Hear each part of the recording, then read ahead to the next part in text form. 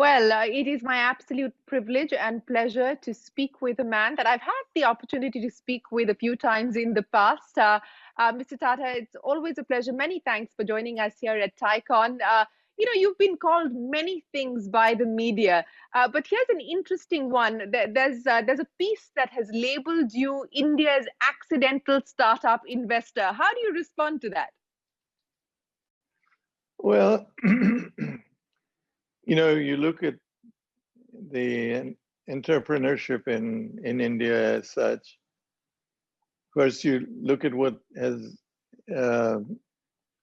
happened in the US. It's been an exciting time for startups.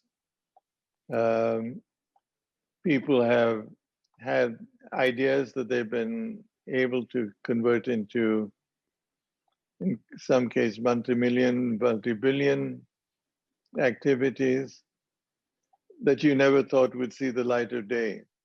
Mm. And in India, the entrepreneurial spirit has always appealed to me, but more often than not, there is a feeling that I've had that whatever I want to do would be in some form or other in conflict with the Tata Group. So all the time that I've been in Tatas, I have felt that I would be having a conflict of interest or some kind of self-interest, which has kept me away from the excitement of entrepreneurship. So you come to a phase in your life where you're no longer with Tatas and you are on your own. What you do does not have an impact on Tata Steel or X or Y or Z. And I thought this would be the time to look at doing something with startups. Now, of course, a change of, pardon? Sorry, go ahead. No, now the game's a different one. I have only my pocket money to play with. It sounds very, it sounds awful to hear me say that to play with, as though I was playing with Tata Steel or TCS but the truth is that you're looking at an entrepreneur who wants to do something, is willing to talk to you, hoping to get your views for whatever they're worth. And then you're suddenly in the shoes of the small entrepreneur with an added responsibility that it's something you're doing rather exposed. You could make a mess of things and gain that kind of image, or an image where you add value. Well, Mr. Tata, I think many of us would like to have the kind of pocket money that you have at this point in time and make the bets that you're making. But just on the kind of bets that you're making, as well as the fact that you've learned perhaps things very differently today, being in the shoes of a small entrepreneur, as you put it. What's been the biggest learning as an investor working with over 20 plus startups? And what kind of risks, what kind of bets are you now willing to make with this changed landscape of a post-COVID world? Well, when I was initially interested in entrepreneurship, it was always the same kind of excitement. If somebody said they could do something which otherwise was not possible, I was the one in Tata's usually that was urging that we do this. So I was while in Tata's, involved in the Bay Area and in some of the early computer startups, some of the uh, software startups, and those were exciting companies for me. I was in Tata, so I was not doing anything myself. I was doing it in the name of Tata. Um, Now I have, if you might, another kind of responsibility to to be advising people. And what I have found was that what mattered the most was how you interacted with, or what interaction you had with the founders. A founder that you spoke to and you heard about who was looking at selling out to a large manufacturer, a large company, was probably not the person that you wanted to associate with, because he was going to cash out whenever he could. Mm. And it may help him, but it may not be the right thing for the investors that that invested in his company. But there is also the other thing is you would you would look at companies, you look at the founders of the company, and you'd find in some cases a genuine urge to make this the market leader or the the entrepreneur that was making one proud, against someone who was just looking at cashing out. Mm. And there were, we won't mention names, but there were companies that I thought would crash instantly and nobody would put their money behind it, and that small entrepreneur worked wonders with his company and had great success, and there were others that failed. So uh, to me, the relationship you establish with the founder, the truth and faith that you put on the table or he puts on the table, uh, would be the difference between a flashy entrepreneur who is either trying to copy another company that's been successful or that has a dream that doesn't come true. That's the difference. Yes, and you're right in pointing out that it is often the equation that you build with a founder that could determine whether you write out or check or not. And you've previously also spoken about how you've been intuitive in your investment decisions. But Mr. Tata, you raised a couple of interesting issues there in your comments. One is the risk-taking ability of people like yourselves, people who've run conglomerates who are today at a point in their lives where they can encourage and nurture the startup ecosystem. And there's been a lot of emphasis on trying to unlock domestic pools of capital, but it's been a slow start and it continues to, while it's gathering momentum, not at the pace that's required. What do you think it will need to ensure that that actually becomes a reality? And secondly, what's the role that you see for the government to play in order for us to be able to push the innovation agenda further? Well, that's a great question. Uh, First of all, in days gone by, entrepreneurship had no place in the Indian economy because you either had a bankable a project, or you didn't.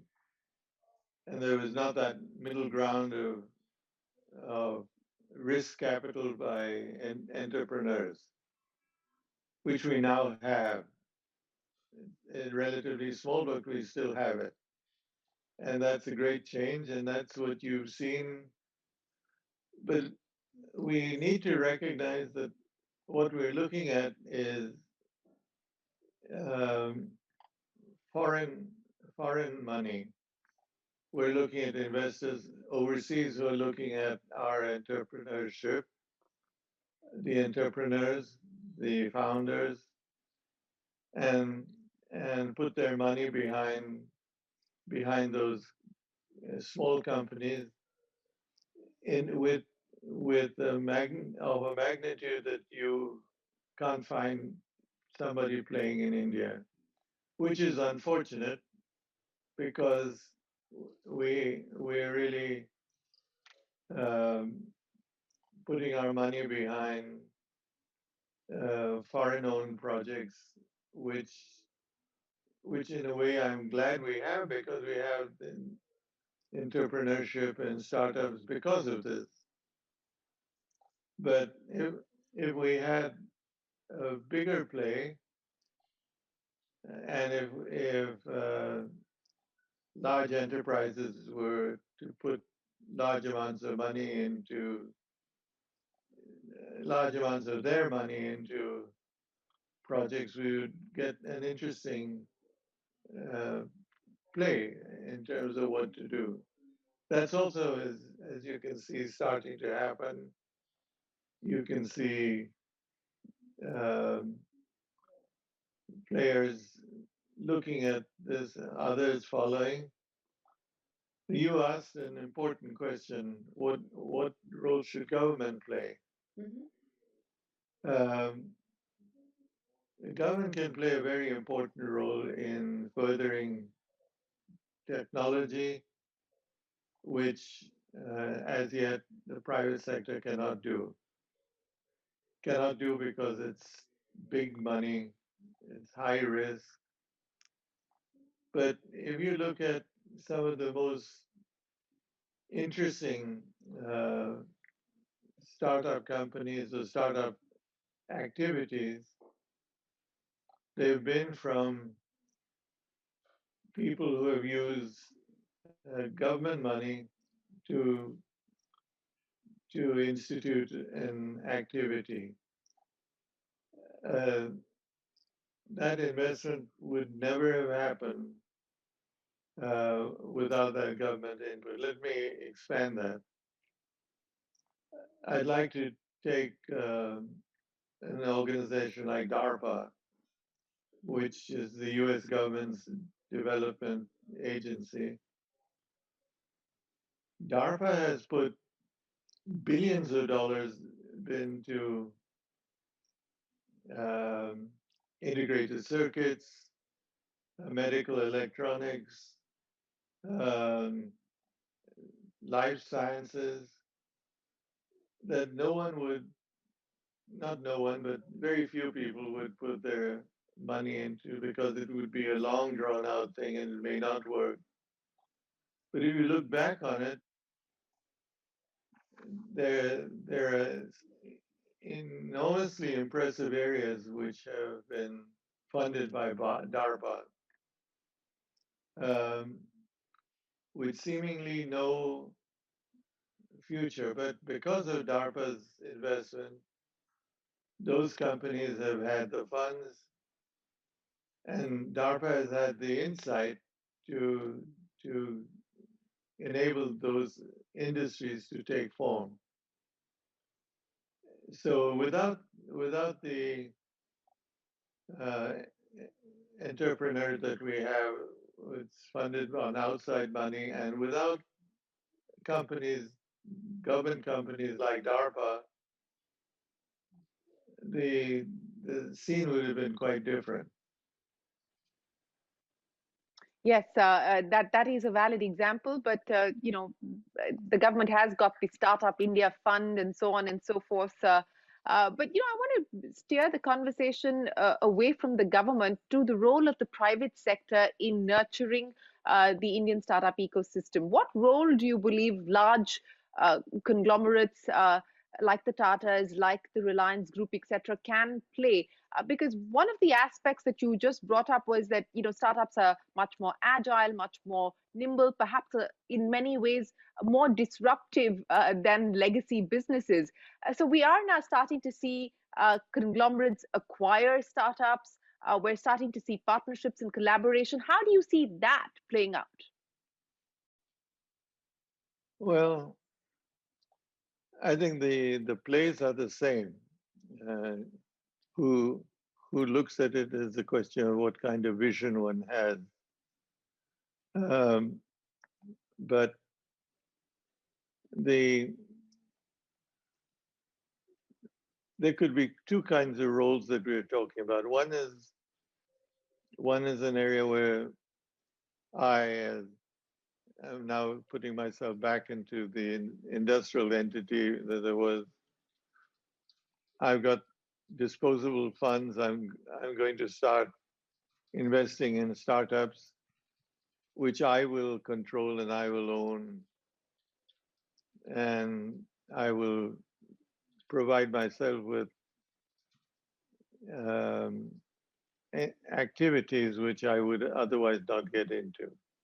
And I could do this by setting up family offices, by creating small venture capital based companies, where you can argue that I'm using my shareholders' money, but I'm providing them the opportunity of being in this activity. Um, that's different from what you've seen in the Bay Area time and time again. I put all my money into this. I borrowed money from investors and friends. I have a responsibility to see this uh, become a reality, and I'm going to give it all my best to make this happen. That segment of the enterprise has been the one that I've been most impressed by.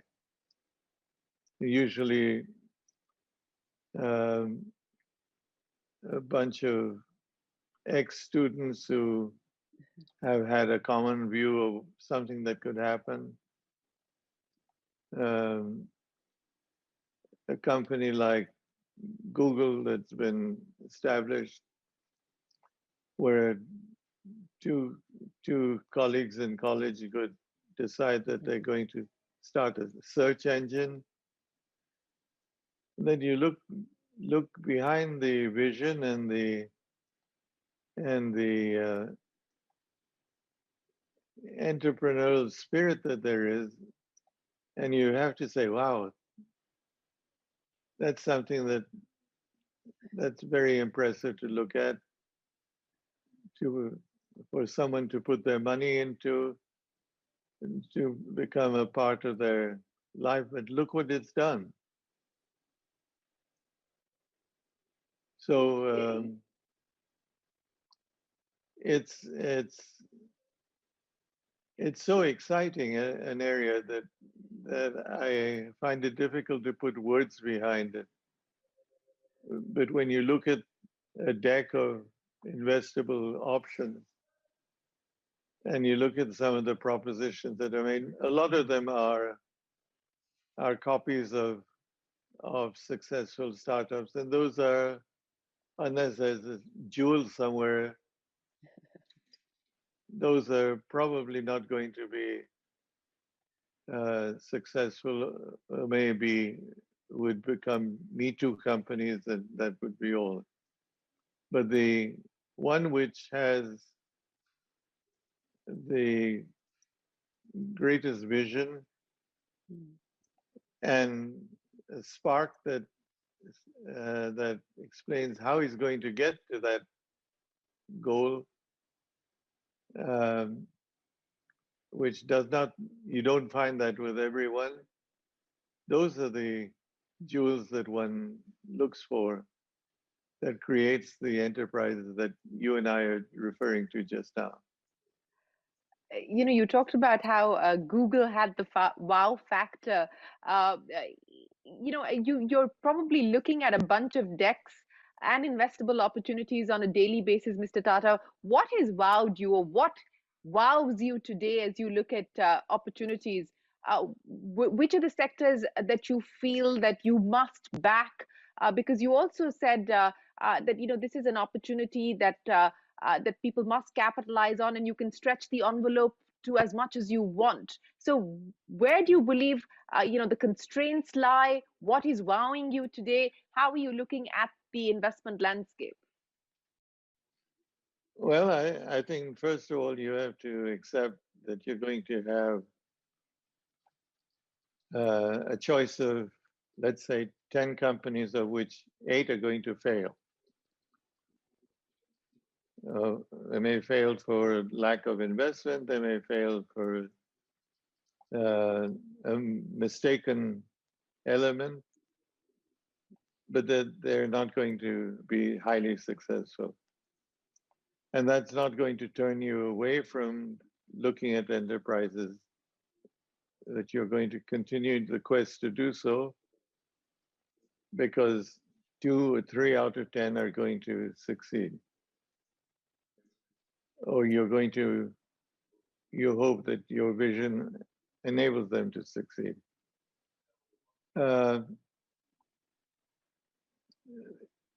There's no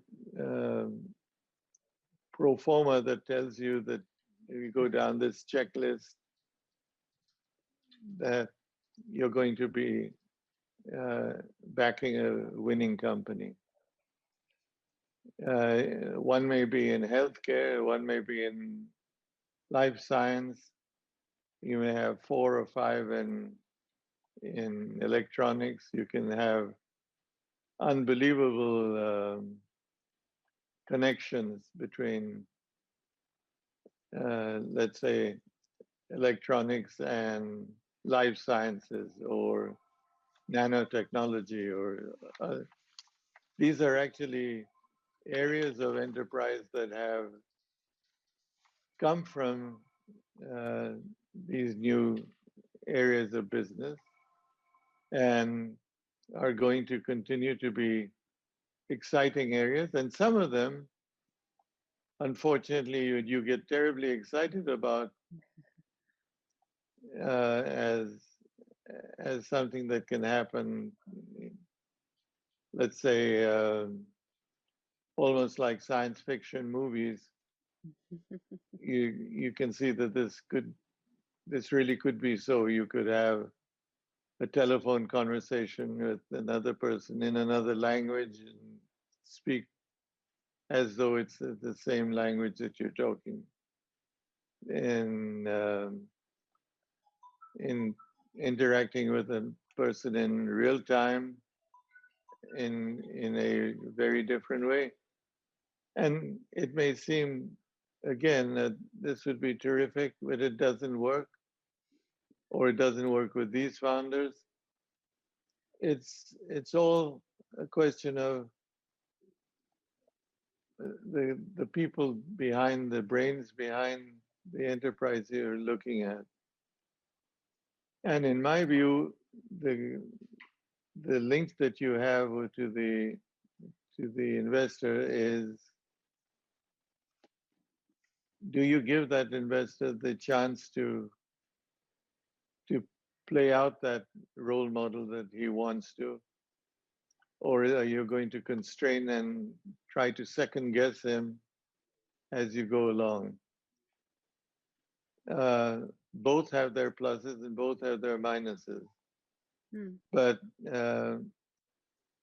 the entrepreneur who enjoys the trust and the confidence and the excitement in a new venture is going to be more successful, or should be more successful, than the other one who's trying to use his vast knowledge and his risk awareness also to control the enterprise is going to have.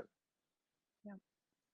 Yes, Mr. Tata, we saw the last crisis, the recent last crisis was the financial sector crisis in 2008. Today, what we're seeing is much more widespread. It's a humanitarian crisis, it's a medical crisis, as well as an economic crisis. And it sort of put uh, leaders in positions of power to review purpose. And I know that you're someone who has believed in driving a purpose-led organization, purpose-led companies. Once again, the emphasis and the focus is on stakeholder capitalism as opposed to just shareholder capitalism. What would your advice, what would your view be to people who are navigating business at this time and evaluating profit and purpose? That's a difficult question to answer because there'd be a lot of um, answers that would be the same. You know, you'd want to have the openness, you'd want to have the freshness of view, you got to have the right risk-taking attitude, you have to lose some things and move on, wind up businesses that you don't see as being appropriate, rather than carrying on and dragging those businesses deeper and deeper into debt by virtue of believing that there's something in that. All of those issues, I uh, that are, in my view, intuitive issues rather than, you can look at a very promising projection of profit and loss, which has no meaning because it was made up of the wrong principles or had the wrong type of leaders. So a lot of things have to come together to be successful. The important thing is you can do this with the trust and faith between the investor and the enterprise.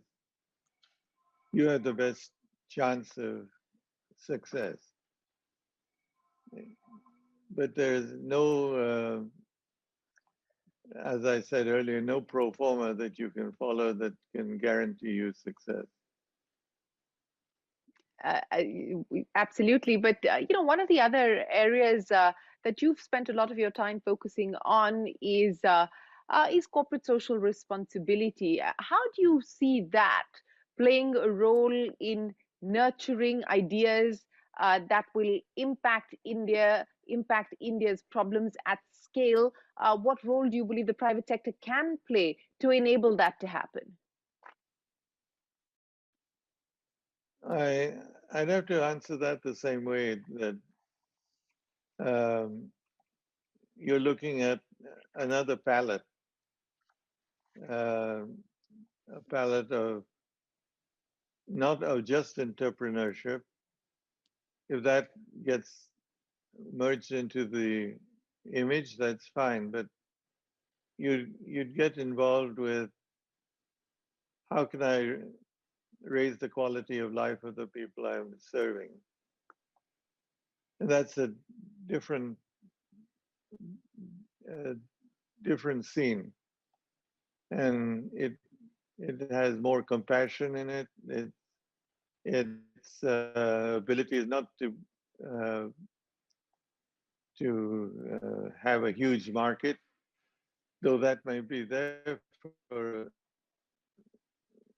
for a successful startup, but a market that changes the way that people live, gives people an opportunity to survive, certainly in countries like ours. And if it at the same time makes someone wealthy, that that money would probably go back into um, in, improving the quality of life as one went along.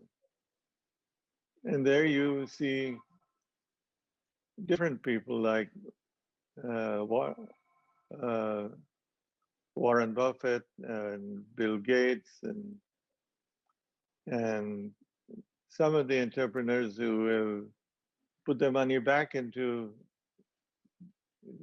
businesses because they were good for they felt they were good for the country or for humanity.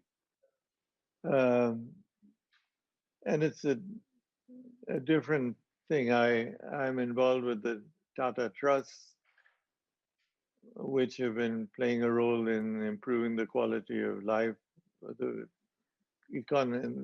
communities that they serve, and also dealing with malnutrition and um, health care and looking at a cure for cancer and such. All of those are equally exciting in their own way, but the expectation that you have and the success that you derive are different. Yes, that's true. But Mr. Tata, I want to go back to your role as an investor. How much time do you spend with with the founders that you've decided to back? What is the equation? What is the relationship like? What's the learning that you take away? What's the value that you believe you've been able to add? First of all, I have to say that I have not been as successful in giving them the time that many of them seek. There are some who, there's an informality first that they can walk into my office or fix the time to meet, and I'll give them that time, but I'm not there all the time that one would like to be there from my side. Uh, and much of it depends on the human interaction between a founder who promises a lot and doesn't do that much, and the founder who really is bringing freshness to the business that he's looking at. I think if one cannot make that differential between what's really exciting and what is said to be exciting, um, then you miss the boat, if you might. Hmm.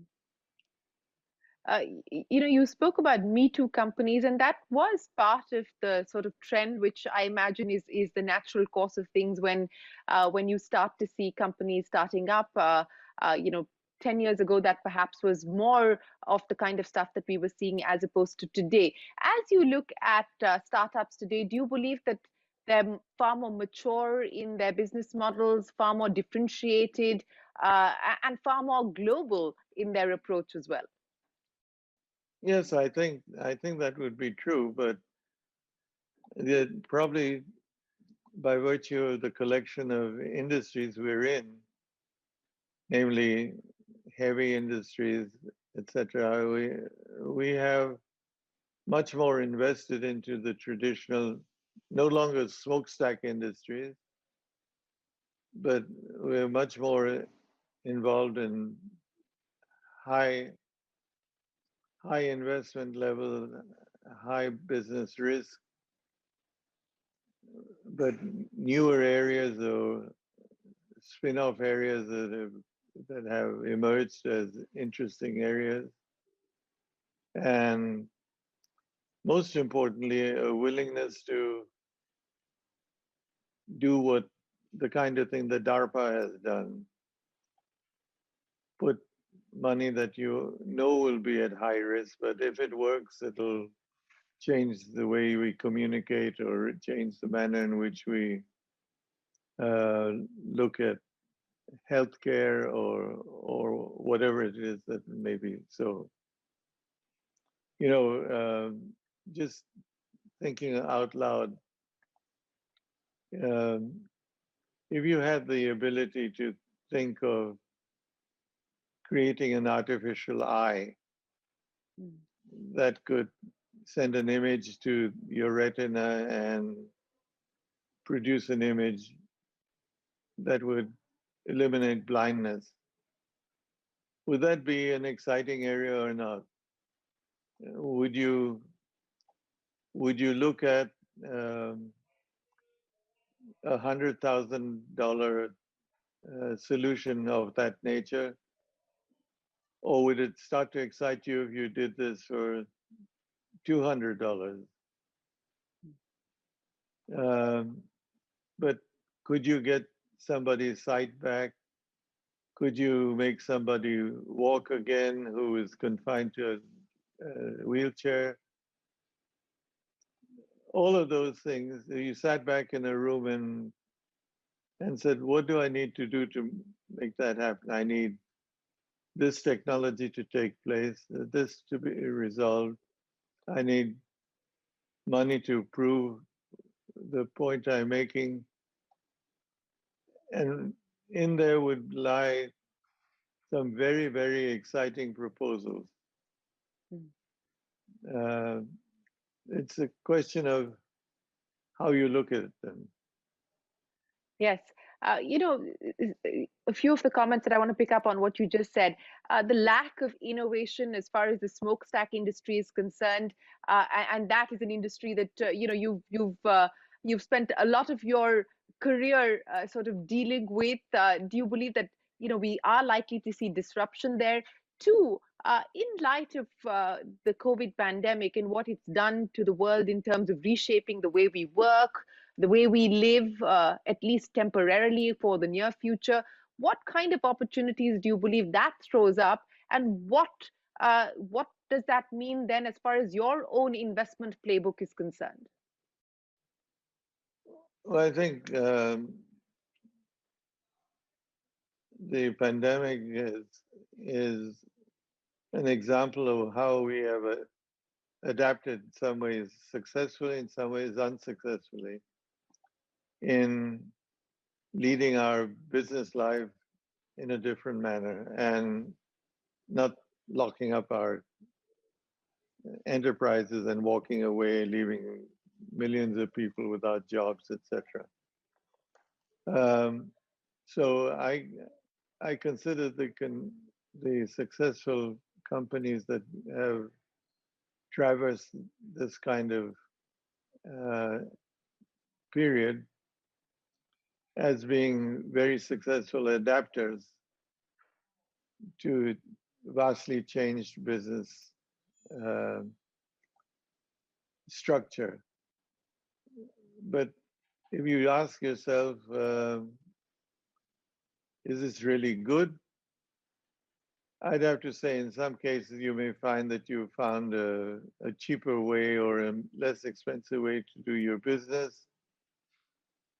But has it put a lot of people out of jobs? Has it been a strain on you and you turn to the government for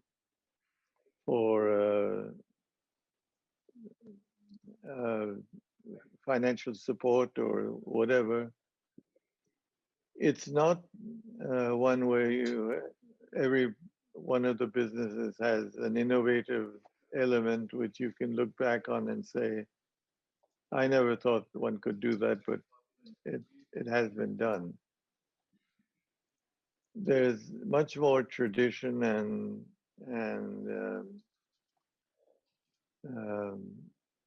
repetitiveness in what we have done under those circumstances.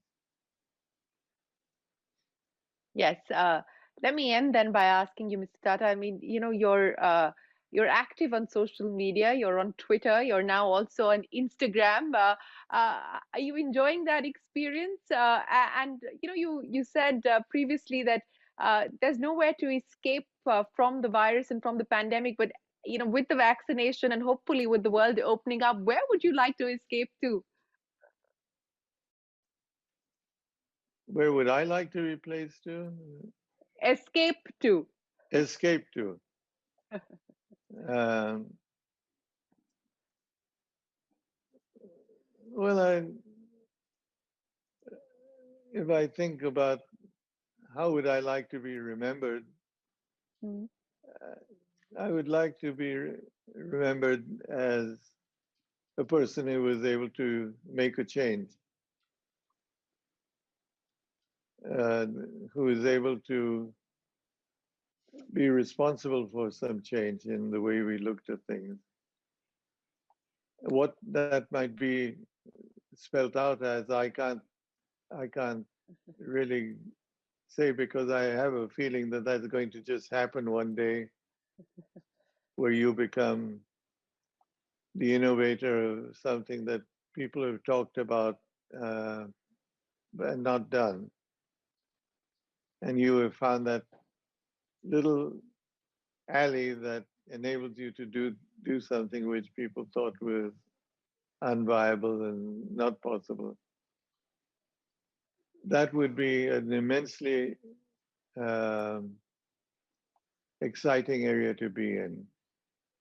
And if one could have that satisfaction of saying, I enabled an artificial eye to be Mhm. created, or I enabled X or Y or Z to happen, that to me, even if it were not financially the most successful, what it brings to the world would be exciting to a person like me.